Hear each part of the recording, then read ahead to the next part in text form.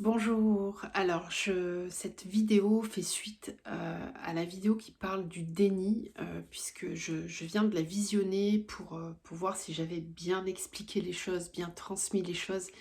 Et en fait, il y a des éléments qui me semblent indispensables à partager, que je ne partage pas dans cette capsule-là. Donc, très rapidement, il y a un élément qui est très important dans peut-être la distinction qu'on peut faire entre comment se place le déni dans l'énergie yin et comment se place le déni dans l'énergie yang. Alors moi, évidemment, je vais vous parler uniquement de mon expérience, donc plutôt le déni quand on a une dominante yin à la base, hein, au moment de la rencontre avec l'autre, et toute l'alchimie, l'équilibre intérieur qui demande de se faire entre le féminin et le masculin pour arriver à ce couple intérieur finalement. Euh, euh, Dans ma dynamique à moi, ce qui motive le déni et la fuite, c'est évidemment ce que je vous partage dans la première vidéo, le fait de fuir des émotions trop intenses, insurmontables, où on a l'impression qu'on pourrait mourir si on se laisse emmener jusqu'au bout du bout de l'émotion. Ça, c'est une des raisons principales. Mais il y a aussi l'idée de la liberté. Euh, Quand on est dans une énergie yin dominante, euh, le besoin de liberté, le besoin de se sentir libre, complètement libre, comme un cheval qui galope et qui va où il veut, quand il veut, et où personne ne lui dit ce qu'il a à faire, euh, c'est primordial, la liberté. Et dans ce qui a actionné aussi le déni chez moi, c'était non seulement pour me protéger et enfin survivre à mes émotions qui étaient vraiment insupportables, invivables, mais il y a aussi cette dimension de la liberté. Euh, la liberté, je vous en ai parlé déjà dans les capsules précédentes, très rapidement, c'est ce qui a emmené la séparation avec mon jumeau. C'est-à-dire que je ne me sentais pas libre de vivre l'instant présent tout le temps. Quand on était dans notre bulle, moi j'étais heureuse parce que bien sûr il y a ce sentiment qu'on forme un tout, que dans l'autre je me vois, je me reconnais, je me sens pleine et entière dans son regard, dans ce qu'il renvoie, dans ce qu'il me renvoie de moi, mais aussi dans, dans cette liberté du cœur, puisqu'au début, quand on est vraiment dans la période que tout le monde appelle la lune de miel, pour qu'on parle le même langage et qu'on se comprenne, en fait, pourquoi c'est une lune de miel? Parce qu'en vérité, là, on est en train d'expérimenter pendant un temps très court, voire pour certains un peu plus long, mais souvent c'est court quand même dans les parcours flammes jumelles, on est en train d'expérimenter en fait la fusion. On est plus que dans la réunion, on est dans la fusion. Et c'est ça, en fait, qui nous donne cette sensation de retour à la source, de retour à une forme du tout, d'unité, de complétude, où on sent qu'en fait, là, on touche quelque chose où on ne peut pas être plus heureux que ça, on ne peut pas être plus plein que ça, on ne peut pas être plus unifié que ça. C'est vraiment une des particularités, en fait, de la rencontre flamme jumelle, puisque ça va au-delà, vraiment, du simple amour amoureux. On n'est pas juste amoureux, là. On est tout. Il n'y a rien qui manque. Rien, rien, rien. Tout est plein, vraiment. Et c'est ce qui crée aussi une forme de dépendance affective, puisqu'au début, au moment de la rencontre, on n'est pas guéri de nos blessures. On est encore dirigé par nos blessures, qui créent notre ego et notre fonctionnement.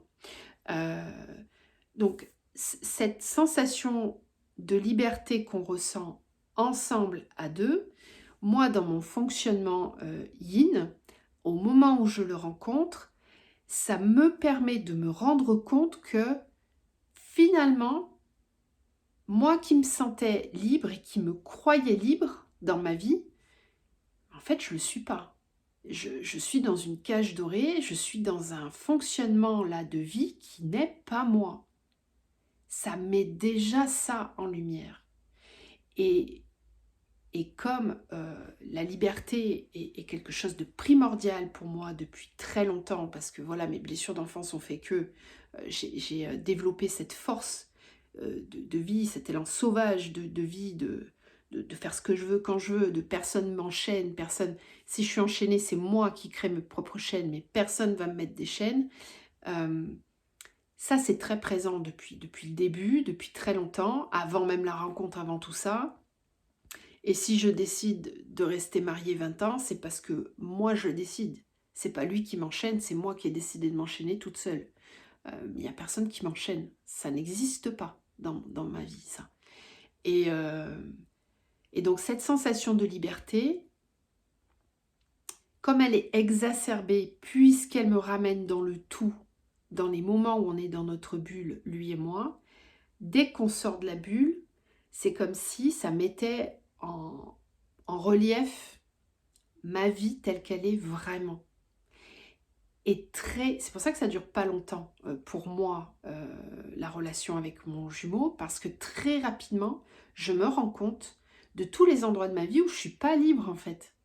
Et comme j'ai une facilité à laisser ma liberté s'exprimer, ben, très rapidement, je sais très bien que là, je vais me séparer de mon mari, qu'il intervient comme il me l'avait dit à un moment donné, je n'ai été qu'un accélérateur, qu'un révélateur pour toi. Et c'est vrai, ça a eu cet effet-là. Bah, très rapidement, moi, en fait, ce qui m'active, ce qui m'anime, c'est ma liberté. Là, avec lui, je me sens libre, mais j'ai envie de me sentir libre tout le temps. Donc, c'est ça qui amène aussi la séparation, c'est que bah, nos contraintes de vie à tous les deux font qu'on ne peut pas vivre cette relation de façon libre et pleinement libre. Et c'est ça qui devient aussi très vite insupportable et qui amène la séparation, en tout cas de ma part.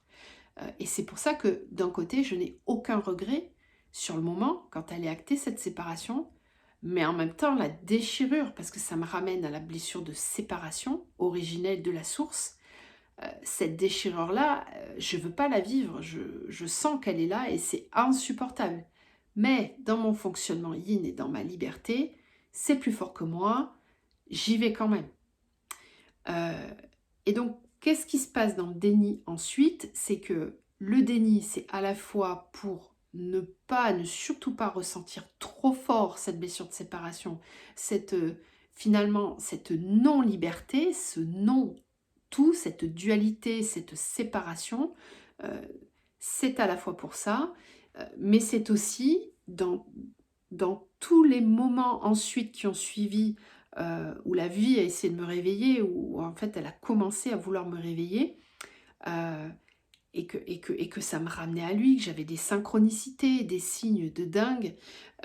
Dans ces moments-là, il y avait les émotions, mais il y avait aussi le déni qui était activé ensuite parce que c'était je ne veux pas être enchaînée à cette relation. Ce n'est pas possible.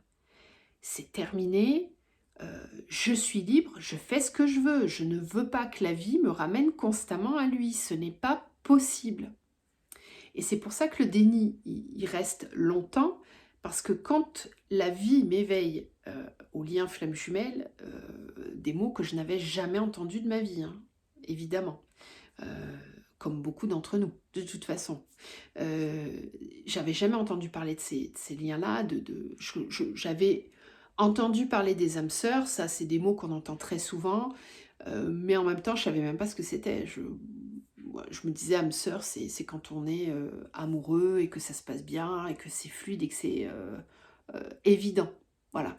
Donc c'est vrai que dans ma conscience, moi, si à l'époque on avait dû qualifier ma relation avec mon jumeau, j'aurais parlé certainement d'âme sœur. D'ailleurs, j'en parle dans mon roman, c'est les mots qu'on emploie, lui et moi, à un moment donné, on pense à ça. Mais à aucun moment à ces mots de flamme jumelle. Et quand la vie m'amène cette conscience-là, cette révélation-là, et que, comme je vous dis dans la vidéo précédente, je comprends que je dois d'abord passer par les libérations des blessures, les guérisons, etc. Moi, je dis non, je veux pas ça, parce que moi, je suis libre, je fais ce que je veux. Ok, la vie m'a proposé une relation alchimique, bah moi j'en veux pas en fait. Moi je suis libre, je fais ce que je veux quand je veux, et c'est pas la vie qui va m'imposer de guérir quand elle me dit de guérir. Si un jour j'ai envie de guérir, bah, j'irai moi-même, toute seule comme une grande. Mais la vie va pas me dire guéris maintenant, hein, parce que ton âme, soi-disant, a choisi ce contrat d'âme pour travailler, pour alchimiser. Non, pour moi la liberté, c'est l'amour. L'amour, on doit pouvoir le vivre de façon libre. On est libre d'aimer qui on veut, quand on veut, où on veut. La liberté est plus importante que tout le reste. Donc quand on me présente ce parcours flamme jumelle sur les vidéos qu'on m'envoie, moi ce qui me fait encore plus activer le déni, c'est mais là si tu rentres dans ce système-là, tu n'es pas libre. Parce qu'en plus c'est comme si on te disait ton autre, c'est vraiment celui qui t'est destiné, c'est vraiment celui qui va t'aider dans tes libérations, etc. Et t'as pas d'autre choix, c'est comme ça, c'est pas autrement. Donc le déni se met aussi à cet endroit-là, parce que je comprends très vite que là, je suis dans une espèce de contrat d'âme, soi-disant, qui m'impose des choses. Il y a des étapes à respecter, et moi, tout ce qui est structure, yang, tu dois, il faut, le cadre, etc. Moi, c'est pas possible, ça n'existe pas. Dans ma conscience yin, je rejette complètement le yang. Je rejette les obligations, les lois, les choses imposées, tout ça, ça n'existe pas. Et dès qu'on essaye de m'enfermer, je me révolte. Dans mon mariage, ça a pu essayer de se mettre en place de la part de mon ex-conjoint. À chaque fois, c'est no way. Voilà, si je porte des chaînes, c'est parce que je veux bien qu'on me les mette ou parce que je me les mets moi-même. Mais il n'y a personne qui va me les mettre. Ça, c'est dans ma croyance, évidemment. C'est pas du tout le cas. Parce qu'en vérité, euh, on est pleinement libre uniquement quand on est pleinement dans son cœur. Et quand on rejette ses émotions, quand on rejette ce que la vie nous propose, on n'est pas dans le cœur. On se rejette soi-même aussi. Évidemment, ça je le comprends au fur et à mesure du parcours et ça dure longtemps. Voilà, donc c'était une nuance qui est quand même très importante et que je voulais apporter parce que je trouvais que ça ressortait pas suffisamment dans la vidéo où je vous parle du déni. Donc, en tout cas, dans ma conscience yin de départ, le déni s'active à chaque fois que, ou la fuite s'active à chaque fois que les émotions négatives sont trop intenses, parce qu'au contraire, hein, les émotions positives, on en est friand, on en a besoin, c'est comme une drogue. Comme je n'ai pas été aimée, que j'ai été rejetée dans mon enfance, je recherche intensément cet amour à l'extérieur de moi. J'en ai besoin. Il y a une vraie dépendance affective de la part du yin pas équilibrée. Ok? Ça c'est clair. Mais attention, avec des conditions. Faut pas que ça soit trop intense et surtout, il faut pas que ça m'enchaîne et que ça m'enferme.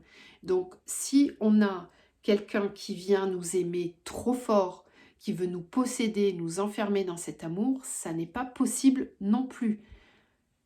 Voilà, donc c'est un peu le bazar, c'est tout un tas de contradictions. Je veux être aimée, mais en même temps, je ne montre pas ma vulnérabilité, je ne me montre pas, je porte des masques, je me conditionne pour pouvoir être aimée de l'autre, sinon je vais être rejetée, et le rejet, je ne veux pas le vivre, donc je me travestis, entre guillemets, pour être aimée, être aimable, mais en même temps, je veux être libre. Et je pense être libre quand c'est moi qui choisis qui, quand et comment aimer l'autre. C'est pas la vraie liberté, on en est tous conscients, bien évidemment. Enfin, en tout cas, c'est ce que je nous souhaite à tous. Voilà.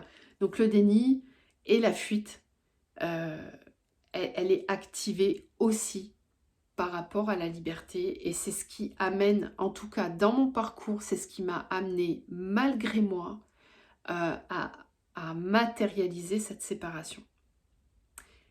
Même si je savais vraiment que ce que je venais de vivre là, ce que j'étais en train de vivre là, euh, je ne pourrai jamais le revivre ailleurs. Au fond de moi, vraiment ça je le sais. Mais après, comme je me mets dans le déni, je rejette cette idée et je me dis, ben, si c'est pas lui, c'est un autre. Je suis libre de commencer une autre relation, de vivre une autre relation et je suis persuadée que ça va le faire et ça sera ok. Donc le parcours flamme jumelle, j'ai longtemps oscillé entre je l'accepte pleinement parce que quand je suis dans mon cœur et que je reconnais l'autre, j'accepte ce parcours, mais en même temps, je l'accepte pas entièrement parce que là, il me demande de faire des efforts qui sont insurmontables. Donc au bout d'un moment, je vais le rejeter. Voilà. Quand ça devient insurmontable, que c'est trop, que ça me demande trop d'efforts, trop de travail, trop de profondeur, je rejette. Moi, je veux bien aller dans la profondeur et dans l'intensité des émotions quand elles sont positives, mais dans le négatif, je veux pas, je rejette. Donc l'effort, la maîtrise émotionnelle, elle est rejetée. C'est pas possible. À la base, quand le yin il est déséquilibré, c'est je suis libre, je vis pleinement les émotions, euh, mais celles que je choisis, celles qui me procurent du plaisir, de la joie. C'est pour ça qu'on dit souvent que le yin est un enfant, parce qu'il est capricieux et qu'il veut vivre que des choses jolies. Ben oui, parce que ce qu'il a vécu dans l'enfance, c'était dégueulasse, c'était difficile, c'était de la souffrance, parfois de la maltraitance, parfois des choses très très difficiles. Donc évidemment qu'il s'est construit une réalité où il veut voir la vie de la façon la plus jolie possible et tout ce qui devient un peu pénible, lourd, conditionnant, voilà, un peu trop adulte parfois aussi, on rejette, on n'en veut pas. Voilà. Donc c'était un complément, je ne pensais pas que ça durerait aussi longtemps, mais ça fait déjà 17 minutes, mais qui était très important pour moi et qui vient bien compléter cette histoire de déni. En tout cas, à la base, quand on a une dominante yin déséquilibrée. Le yin, il est déséquilibré, pourquoi? Parce qu'il ne fusionne pas avec son yang. Et c'est là où après on parle de féminin sacré et de masculin sacré, deux couples intérieurs réunifiés. Voilà. Je vous embrasse, je vous dis à bientôt et dans les prochaines vidéos, on parlera, comme je vous le disais tout à l'heure, des synchronicités et de la nuit noire de l'âme aussi, peut-être, on verra. À très vite.